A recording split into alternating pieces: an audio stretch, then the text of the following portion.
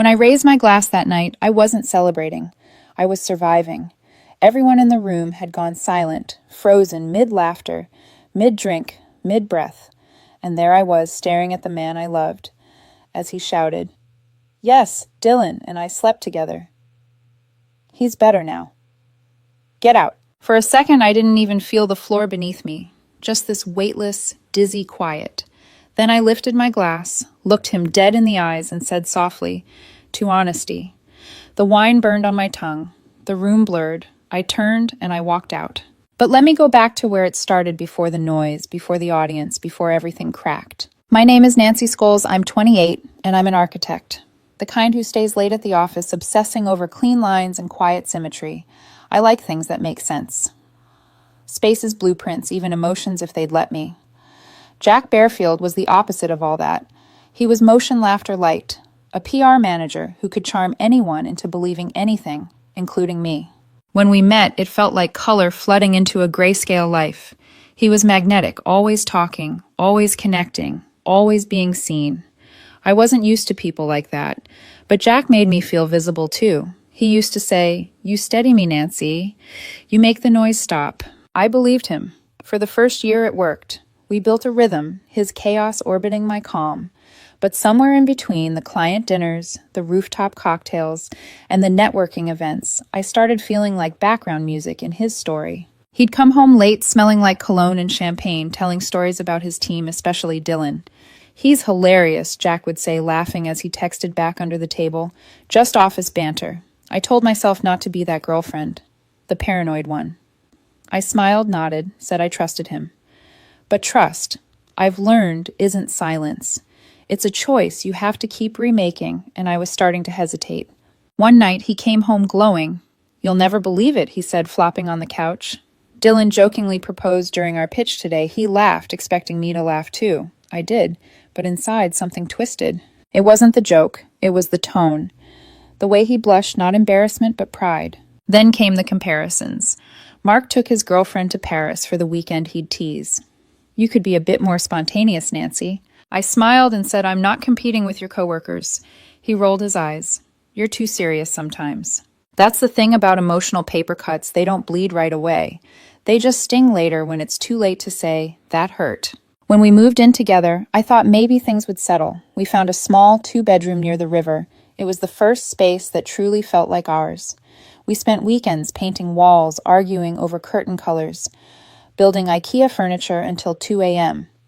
The kind of normal that makes you believe in beginnings again. Then Jack suggested a housewarming party. "Let's make it perfect," he said, stringing fairy lights across the balcony. "You'll finally meet everyone from the office." The way he said finally made it sound like an initiation. In the days leading up, our home became his stage. New outfits arrived. His phone buzzed constantly. He curated playlists, lighting menu details like our relationship depended on the right Spotify mix. I joked, "You sure this is about us and not your PR image?" He laughed. "Oh, come on. You'll thank me when everyone's impressed." That word again. Perfect. Perfect apartment. Perfect image. Perfect life. Sometimes I wondered if Jack cared about being happy or just about looking like he was. Still, I helped. I bought new glasses, cleaned every corner, played the supportive partner role. Because when you love someone, you show up even when it feels like you're setting the stage for your own invisibility. The night of the party was stunning, I'll give him that. Soft lights, golden laughter, the smell of wine and citrus candles. Jack moved through the crowd like he owned the air, charming, confident, untouchable. I stayed near the kitchen, refilling drinks, catching fragments of conversations about campaigns and clients. Then he arrived, Dylan. I recognized him instantly from photos, all confidence and smirk, the kind of man who mistakes arrogance for charisma. Jack's voice brightened when he saw him. "Nancy, this is Dylan. Finally you two meet." I shook his hand. His grip was firm, rehearsed. "I've heard about you," I said. "Likewise," he replied, smiling just enough to make it sting. "He talks about you all the time." Jack laughed, that nervous laugh people do when truth brushes too close. I saw one of Jack's friends exchange a look, the kind people give when they sense a crack forming but don't want to get involved. The rest of the night played out like a slow unraveling. Dylan followed Jack everywhere. Their whispers were too quiet, their laughter too synchronized. Every time I passed, Jack would switch tones, plaster on that host smile, and ask if I was okay on drinks. At one point, I pulled him aside near the balcony. "You're being a little obvious," I said quietly. He blinked, that defensive flicker lighting up his eyes. "What's that supposed to mean?" "You know exactly what it means." "Oh, come on," he scoffed. "We're just having fun." "Jack, you're flirting with him in front of everyone." He smirked. "Maybe if you weren't standing in the corner all night, I wouldn't have to." That line hit harder than I expected. I didn't respond, just stepped back and let him walk away, his laughter echoing like applause in a play I hadn't agreed to join. I told myself not to ruin his night. I'd talk to him after the guests left, but the universe decided to move up the schedule. Around midnight, the music got louder, the drinks stronger, the masks thinner. I was in the kitchen when I heard him, his voice sharp and drunk. I walked out, and suddenly all eyes were on me. "You know what your problem is, Nancy," Jack said, standing by the couch, face flushed. "You make everything so boring. You drain the room." The laughter died. Someone muttered, "Jack, stop." I stayed still.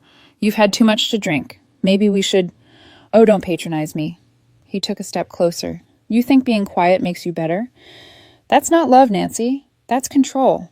Control. The word hung there, sharp and absurd. He laughed, but it cracked halfway. "You always want everything perfect, predictable. I can't breathe around that." The room froze. "Jack," I said softly, "this isn't the place." He grinned that manic, reckless grin and lifted his glass. "Why not? Everyone already knows." And then it happened. He looked at me like a man possessed, raised his drink and shouted, "Yes, Dylan and I slept together. He's better now." "Get out." The words crashed through the air like glass. Dylan's face went white. Someone gasped. Someone else whispered my name. I didn't scream. I didn't cry. I picked up my wine, raised it slightly, and whispered, "To honesty." The liquid trembled in the glass. I set it down and walked out. Behind me, I heard someone mutter, "Jesus, Jack," and his voice breaking. She needed to hear it. But I didn't turn around, because when someone shows you who they are under the lights, you don't stay for the encore. The night didn't end when I left the party. It just went quiet, the kind of quiet that feels alive, humming, vibrating with everything unsaid. I walked without direction, heels clicking against the pavement, city lights bleeding into the fog. I didn't even notice I'd been crying until the wind turned cold against my face. I checked into a small hotel near the river, the first one with a vacancy sign still lit. The receptionist looked at me too long, mascara-streaked red wine stain on my dress, but said nothing. I was grateful for that. In the room, I sat on the edge of the bed and stared at the wall. Beige wallpaper, humming air conditioner, nothing else. I tried to replay what had happened, but my mind wouldn't give me sentences, only flashes. His voice, the laughter, the stunned silence, the look on Dylan's face when he realized Jack wasn't joking. I thought about texting him just why, but my hands wouldn't move. I wasn't even angry yet, just hollow, like someone had scraped everything out of me and left the shell standing. I opened my phone. 17 missed calls, 5 voicemails, 3 from Jack, 2 from people I barely knew from his office. One of them said, "Nancy, I'm so sorry, he's just drunk." Another said, "Don't let this ruin your career. Okay." As if humiliation were a stain you could bleach out. Jack's first text came 5 minutes after I'd left. "Nancy, please come back. I didn't mean it.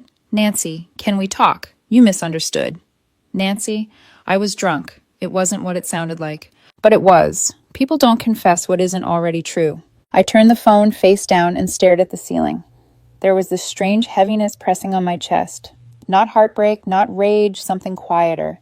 A kind of death you don't scream about because you know the body's still warm. That's how betrayal feels when it's public. It isn't just one wound, it's everyone watching you bleed. At some point, I must have fallen asleep because I woke up to sunlight cutting across the bed. My phone was still vibrating. Messages stacked on messages. I deleted them all. Then I sat there for a long time, bare feet against the carpet, hands trembling around a cup of instant coffee. I remember thinking how absurd it was how the world just kept moving. Taxis honking, people jogging, someone laughing outside. Didn't they know a universe had collapsed? When I finally looked at myself in the mirror, I almost didn't recognize the woman staring back. Eyes swollen, lipstick smudged, hair tangled. But underneath the ruin, I saw something else, a strange stillness. I whispered to my reflection, "You're done. That morning, I went to work like nothing happened. My body went through motions my mind hadn't caught up with, yet coffee sketching client calls. No one knew. No one asked. It was safer that way. By evening, I texted my best friend Hannah and asked if I could stay at her place for a while. She didn't ask why. She'd been there, she knew silence like this. When I arrived, she just hugged me and said, "He doesn't get to define you by the worst thing he did." I nodded, though I didn't believe her yet. That night, she made tea and I sat at her kitchen table staring at the steam curling from the cup. My phone buzzed again. I didn't look. I knew it was him. The apologies had started turning into accusations. "You embarrassed me first. You made me feel small." We were already over Nancy. There it was. The spin. The narrative shift. The PR man back in control. I scrolled once more before blocking him. The last message said, "I just wanted us to be happy." I almost laughed. Happy. The word felt foreign in my mouth. For days, I drifted through time without order. Hannah would talk, and I'd hear the words, but not the meaning. My body functioned, but my mind was somewhere between the echo of that party and the hum of the hotel air conditioner. One evening, I caught myself standing in front of the closet, staring at the red dress I'd worn that night. I'd packed it without thinking. It hung limp, smelling faintly of perfume and wine. That dress used to make me feel beautiful, confident. It was the one he'd called a showstopper. Now it looked like evidence. I folded it carefully, put it in a paper bag, and took it down to the dumpster. I didn't even throw it in. I placed it on top gently like a body I was letting go of. Like a body When I came back upstairs, Hannah was waiting in the doorway. "You okay?" I nodded. "Just cleaning." But it wasn't cleaning, it was exorcism. That night, I dreamed of him standing on that balcony laughing, as if the whole thing was a scene he'd directed. When I woke, I realized something important. Jack didn't destroy me because I was weak. He destroyed me because I kept giving him the spotlight. Every time I forgave, every time I stayed quiet, I built him a stage. The next morning, I packed my things, got my own apartment, and changed my number. I didn't leave a forwarding address. There were still moments, of course, brushing my teeth and noticing only one toothbrush, hearing a song we'd once danced to, catching myself setting out 2 cups of coffee instead of 1. But slowly the silence became softer, less like emptiness, more like peace. I used to think love meant understanding patience, loyalty, no matter what. But real love, the kind that lasts, doesn't humiliate you to feel alive. It doesn't make you small to make itself large. He called what I gave him control, but it wasn't that. It was care, and he mistook it for weakness. Now, when I think about that night, I don't see him anymore. I see me walking out, holding my glass steady while the world fell apart. I didn't lose that night. I left. A few weeks later, the silence I'd chosen turned into noise I didn't ask for. Rumors have a way of crawling out from the cracks of other people's guilt. Jack didn't just cheat, he rebranded it. The first time I saw it was on social media. One of his coworkers had posted a picture from that night. The caption read, "Sometimes you outgrow people who hold you back. Growth hurts, but it's worth it." There he was in the photo smiling beside Dylan. My name wasn't mentioned, but it didn't have to be. Everyone who knew us would understand. By the end of the week, I'd heard the same story 3 different ways. Nancy was emotionally distant. Nancy was controlling. Nancy didn't let him be himself. I remember sitting on my couch, reading the comments, heart pounding. Not because I believed them, but because other people did. People who'd never met me. People who'd laughed at our photos once and now whispered about how I'd driven him away. Jack was good at this. He'd always been good at controlling the narrative that was his job after all. He could turn any situation into a polished headline. And now I was the bad PR, the ex to be rebranded. Hannah noticed before I did. She came home one night holding her phone jaw tight. "He's posting about healing," she said, "about finding peace after a toxic relationship." "Let him," I said quietly. "It's all he knows how to do, sell an image." Still, she said, "It's cruel." Cruel didn't even cover it. It was surgical. Precise. He'd always said I was the stable one, the calm one. Now he was weaponizing that calm, twisting it into coldness, painting me as the woman who never felt enough, never cared enough, never let him breathe. And the worst part, the world loves a man's redemption arc more than a woman's truth. I could have posted screenshots. I could have told the real story, how he'd humiliated me, lied to me, broken something in me that still hadn't healed. But what would that make me? Another bitter ex feeding the gossip cycle. No, I refused to give him that. Instead, I disappeared. Deleted my social media, ignored the whispers, let him talk, because I knew time had a way of peeling back the polish. Still, Still, it hurt the quiet kind of hurt that doesn't scream. It just sits behind your ribs, heavy and constant. Sometimes I'd walk by the cafe near his old office. I'd see familiar faces from his PR circle inside, laughing, checking their phones, pretending not to see me. I'd catch fragments of conversation through the window. My name, his name, laughter that used to include me. Once I heard someone say, she was always kind of uptight. He deserves someone more fun. That sentence followed me home like a ghost. I poured a glass of wine, sat by the window, and whispered it out loud, uptight. The word felt smaller than me, like they'd shrunk my entire being into one adjective. Hannah found me like that later, staring out into the city. "Why do you read that stuff?" she asked gently. "I don't know," I said. "It's like touching a bruise. You know it'll hurt, but you do it anyway just to make sure you're still alive." She sat beside me in silence. We watched the streetlights blink on one by one. Then she said, "He's rewriting the story. But one day he'll forget his own version. They always do." She was right. People like Jack can't keep their mask straight forever. But in that moment, it didn't feel like victory. It felt like erasure. A few days later, I ran into a mutual acquaintance, a man from one of Jack's work parties. He smiled too politely the way people do when they already know something about you. "Nancy." "Hey," he said. "You look good. I heard you and Jack, you know." "Yeah," I replied. He hesitated. "It's just he said you weren't happy, that you were planning to leave anyway." I almost laughed. The absurdity of it. He wasn't just rewriting me, he was editing me out entirely. I wanted to scream to correct him, to say, "Actually, he cheated on me in front of 30 people. But I didn't. Because truth screamed sounds like denial. And denial is exactly what he wanted to paint me with. So I smiled instead. If that's what he said, then I guess that's what happened. He nodded awkwardly and changed the subject. When I got home, I sat down with my sketchbook, something I hadn't touched in weeks. My pencil hovered over the page, unsure where to begin. But then I drew a line, just one clean, deliberate stroke. That's what I loved about architecture, the honesty of lines. They don't lie. They don't perform. They just exist. I drew for hours. My hands moved faster than my thoughts. Walls, windows, beams, angles, structure after structure. Something inside me started to steady. At some point, Hannah came by, leaning against the doorway. "Looks like you're back." Maybe I said eyes on the page. Or maybe I just needed something that makes sense again. She smiled. "You always make sense. He's the one who can't live without a script." That night, I looked at my reflection. Again this time, not as the woman he humiliated, but as someone who'd survived it. My eyes still looked tired, yes, but beneath that there was a flicker of something sharper. Not revenge, not bitterness, clarity. I realized then that Jack wasn't the kind of man who lies to people. He lies for them to maintain their image of him, to stay the hero in every version. And for a while I had helped him.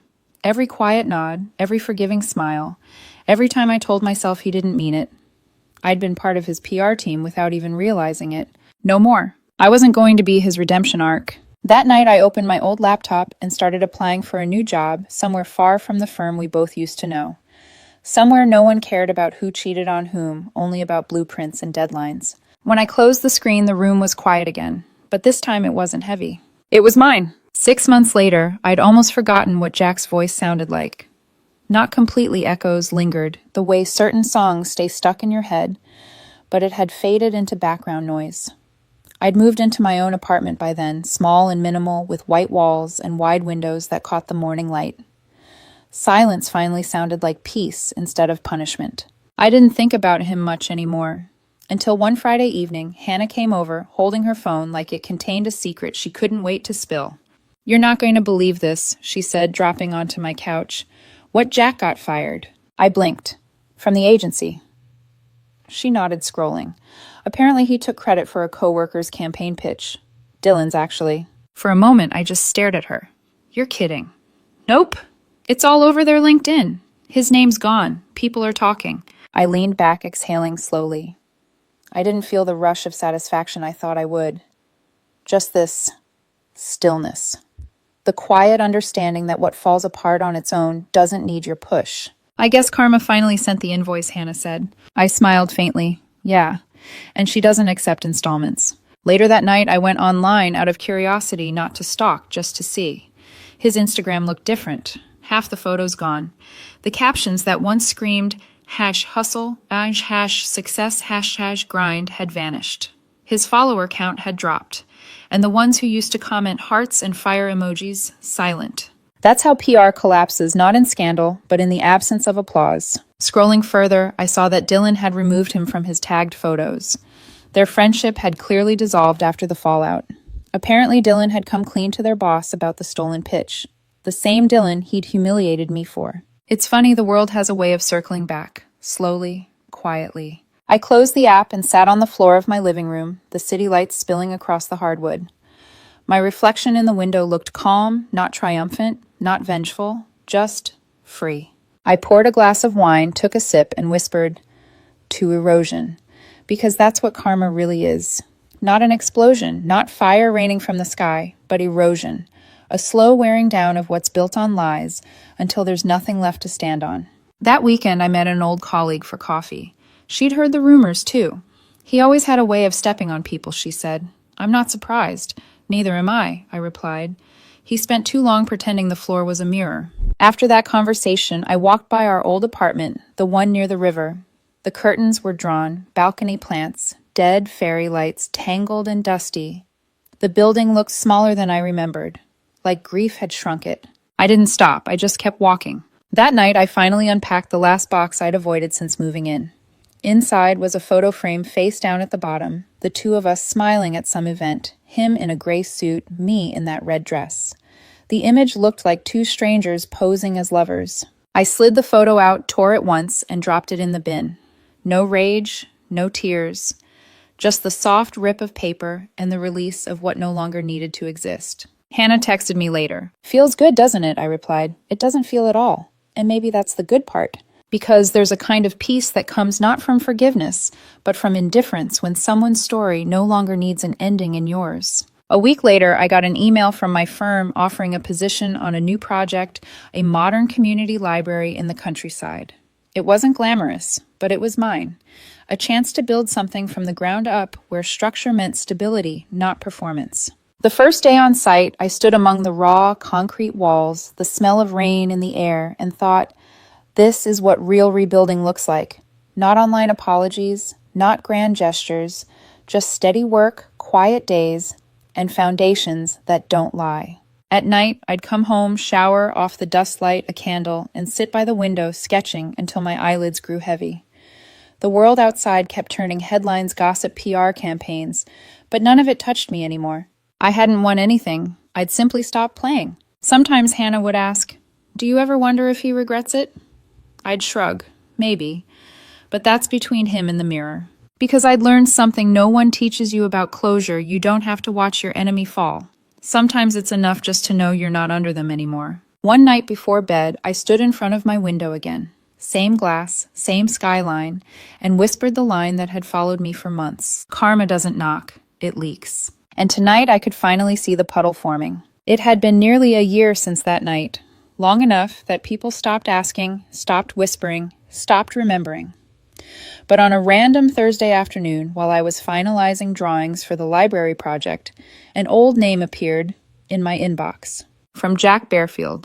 Subject, can we please talk? For a long time, I just stared at it. The words didn't even sting. They just looked strange out of place, like a ghost trying to send mail.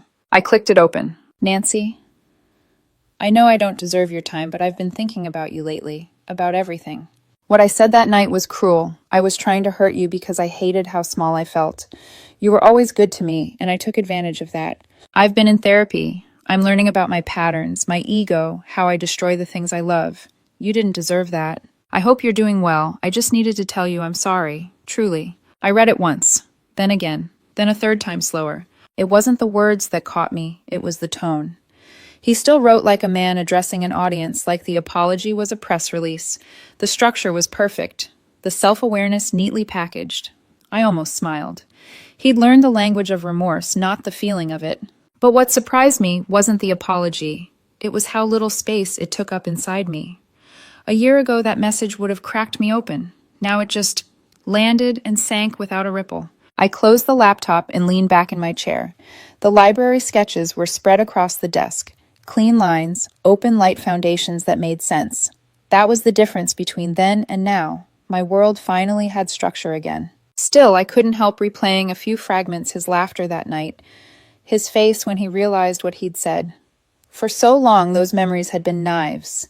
Now they were just echoes, dull and far away. I opened my journal and wrote without thinking, "Closure isn't a conversation. It's a choice you stop needing to make." I sat with that for a while, watching the ink dry. That evening, Hannah stopped by with takeout. I told her about the email. She raised an eyebrow. "You're not actually going to reply, are you?" "Good. He doesn't get to narrate your piece. I just didn't expect to feel nothing." "That's not nothing," she said. "That's healing." We ate in silence for a bit, the clinking of chopsticks filling the room. Then she asked, "Do you ever miss him?" I thought about it, really thought. The way he used to talk with his hands, the way he'd hum while shaving. The nights we'd stay up planning futures that now felt imaginary. "I miss the person I thought he was," I said finally. "But not the person he turned out to be." Hannah nodded. "That's fair. You can grieve a ghost without wanting it back." Later that night, after she left, I sat by the window again. The city outside shimmered with quiet life couples, walking buses, passing a faint siren in the distance. Normal things, beautiful in their ordinariness. I opened my laptop again and hovered over the reply button. My fingers rested on the keys. For a second, I imagined what I could say. "Thank you. I forgive you. I hope you find peace." But none of it felt right. Because forgiveness wasn't about him anymore. It was about the space he no longer occupied. Instead, I closed the email, archived it, and opened my sketches again. A new concept had been forming in my mind all week, a reading atrium open to sunlight where people could sit in silence surrounded by stories. I smiled at the irony. As I traced the lines, I realized something simple but profound. Silence wasn't emptiness. It was design. It was intentional.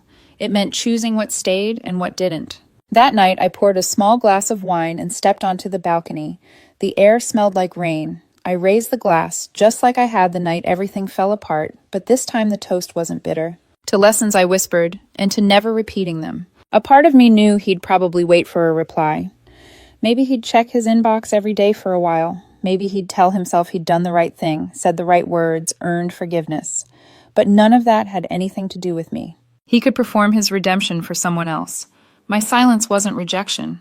It was reclamation. The stars blinked faintly above the skyline, scattered but steady. I took another sip, breathing in the stillness. For the first time since that night, I didn't feel like a victim or a survivor. I just felt like myself. A few months later, life found its rhythm again, steady, deliberate, quiet. The library project was nearing completion. Most days I woke to sunlight pooling across the floor, made coffee, and drove to the site where the smell of sawdust and new beginnings hung in the air. My hands had purpose again. My heart had balance. And then one morning the universe decided to test that piece. I was on my way to a cafe before work, the same one I'd avoided for almost a year, because it was close to Jack's old office.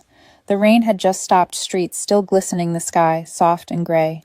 I pushed open the door, ordered my drink, and turned, and there he was, sitting outside at one of the corner tables, head bent over a cup of black coffee, face thinner, eyes dimmer. His suit looked worn, his posture smaller somehow. The air around him didn't carry the same confidence. It sagged with something heavier consequence. For a second I froze. My mind didn't spiral, didn't race, just paused. He looked up. Our eyes met. Recognition flickered. Then something else, guilt maybe, or the ghost of what used to be. He tried to smile. It didn't reach his eyes. I didn't smile back. I just nodded once, calm, polite, final. Then I walked past him, collected my coffee, and left. My heart didn't pound. My hands didn't shake. All I felt was clarity's sharp, clean light. For months, I'd imagined that moment, what I'd say if I ever saw him again. I'd rehearsed apologies. I'd never get explanations that would never matter. But standing there, I realized I didn't need any of it. The silence between us said everything words never could. He used to mock my quiet, called it cold and boring. He never understood that silence isn't the absence of power, it's the refinement of it. As I walked away, I heard the faint sound of his chair scraping the ground. Maybe he wanted to follow to talk, but he didn't. Because he knew in that one look that the version of me he broke no longer existed. I turned the corner, sunlight spilling across the wet pavement, and exhaled a breath I hadn't realized I'd been holding for a year. That night back home, I poured myself a glass of wine and stood by the window again. My ritual, my quiet defiance. The skyline shimmered steady and indifferent.